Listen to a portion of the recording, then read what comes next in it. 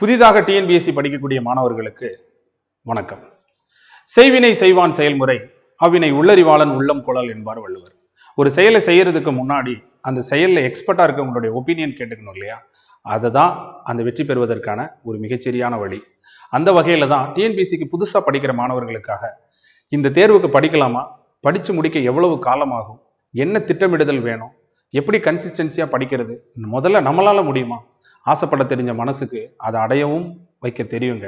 அதற்கான ஒரு வழிகாட்டுதல் தான் வரக்கூடிய ஜனவரி 1ஆம் தேதி நியூ இயர் அன்னைக்கு காலையில் 11 மணிலேருந்து 12 மணி வரைக்கும் ஆன்லைன் மூலமாக போட்டித் தேர்வு மாணவர்களுக்கு அவர்களுடைய அத்தனை விதமான சந்தேகங்களுக்கும் என்னுடைய அனுபவத்தை நான் உங்க கூட ஷேர் பண்ணிக்கிறேன். இந்த நிகழ்ச்சியில் கலந்து கொள்ளணும்னு நினைக்கக்கூடிய புதிதாக படிக்கக்கூடிய டிஎன்பிஎஸ்சி மாணவர்கள் கீழே கொடுத்துருக்க டிஸ்கிரிப்ஷன் லிங்கில் உங்களுடைய டீட்டெயில்ஸை வந்து கொடுங்க.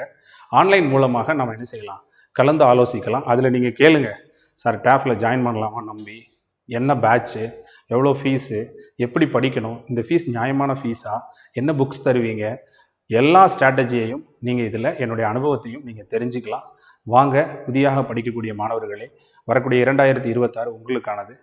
வாழ்த்துக்கள்.